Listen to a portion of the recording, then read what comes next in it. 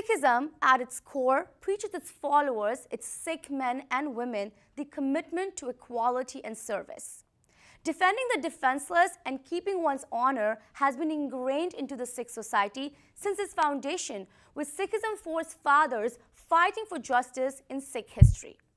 We saw full dedication and motivation towards these principles when we spoke to Lieutenant Kamal Kalsi, Specialist Corps, and Major Jensen. Not only is it necessary to discuss a person such as Lieutenant Colonel Kalsi, who brought together this big change for Sikhs, or Specialist Corps, a Sikh American woman who serves in both the US Army and the law enforcement, a huge inspiration for many, it is also equally essential to credit personalities such as Major Lance Jensen, who chose to support and empower others on voicing for Sikh Americans, encouraging integration of diversity and respect towards it.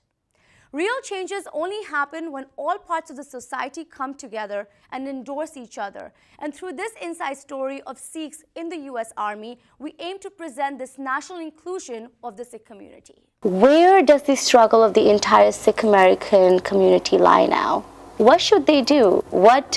How should they express themselves? It's easy to tell them to be resilient, to persist through anything, to be strong. But when you're in a community and you're being racially attacked and profiled in pretty much every location based on your physical appearance only, how should they combat that? I think you have to get engaged. If you're, if you're a mom at home, you get involved in your local PTA or your community school board. If you're in Hoboken, you go out and you become part of the political discourse, like my friend Ravi Balla, who's running for mayor. Yes. And, I think you have to become a part of the community, and South Asians are doing this now.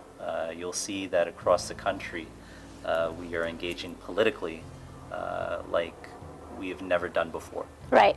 And that's a direct response to all the ignorance and hatred that we've been facing since 9/11, but especially over the last 2 or 3 years.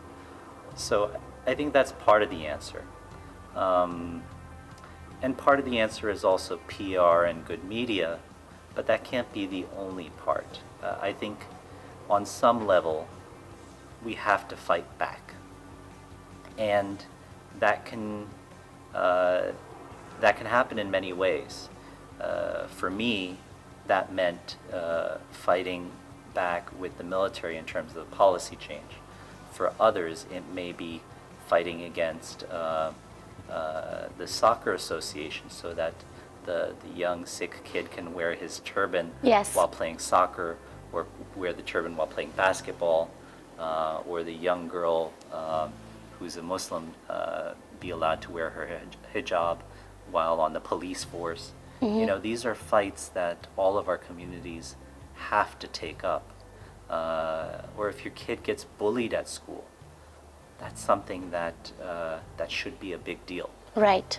And so we can't just turn the cheek. Is what I tell our community. It's important for us to get outside of the gurdwaras. It's wonderful that we have all these wonderful institutions, and we come here to pray. Right. But prayer isn't enough. You have to go outside the gurdwara, engage with the communities. You have to fight the fights out there. Right. And if you're being discriminated against in your job, that again, that has to become a big deal. So how has your personal experience been since you have been connected with Lieutenant Colonel and seeing all of the work that's been done for the Sikh American community in the military, in the US Army? How has the reaction been from the rest of the community? Well, in my immediate community, it's been nothing but positive, very positive reception. We've seen on social media, you have negative people out there, and when you really look at the negative things they're saying, they've never even been in the service, and they don't have a valid argument. So the people, the men and women that have served with Colonel Kalsi, in the United States, in Afghanistan. They all have had positive things to say about him as a soldier, and that's really what it comes down to. He is a soldier. He puts on a uniform just like anybody else does, and he's a part of our community. He's a part of our brotherhood and a part of our community. And is that something that you personally will take forward in pursuing for the rest of the time you're serving the Army? Is this an agenda of yours to promote that equality for all the minorities? It's to promote that equality and also the awareness and have that message out there that we do have people out in the United States that want to join the military and they want to be able to express their religion, and that's perfectly acceptable. We have soldiers from all faiths. We have Jews and Muslims and Christians and Sikhs and a variety of different other religions as well. And if they can have their acceptance, then it should be acceptance for all. When you look at these Sikh American women right now, you have advocates, you have lawyers, you have someone like a Valerie Kaur who goes out and speaks on many, many topics. Right. You have people like yourself. But when you look at the young South Asian women, girls that are in college and high school, that are seeing everything that this nation has seen in the last 2 years especially, what's an advice you would like to give them as a Sikh American woman? The best advice I could give to anybody would be, always follow your heart.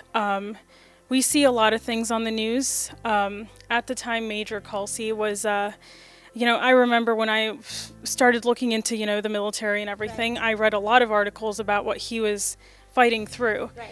And he fought through it, and he's at a point where, we can say he's very successful. So you take that, you look at that, and I think if somebody sets their heart to something, it's always possible. You can get there. With our Indian communities and Indian families, I love my culture, I respect my culture, but we do have a lot of, judgment that goes into their daughter wants to do this, she's a girl, like right. She shouldn't be doing this. Then you have to forget about all of that. You can't let that be in the way of what you want to be. With this, we come to the end of Sikhs in the U.S. Army and Inside Story, a segment of our effort to televising stories that matter to the South Asian diaspora, its members, and its affiliates. We would love to hear more from our viewers and get more stories presented on air, so do write to us on our social media handles of Instagram and Facebook at TV Asia USA. Do stay tuned on to TV Asia for a lot more discovering more political and social rhetorics of 2018. I am Aditi Lamba. Thank you for joining us.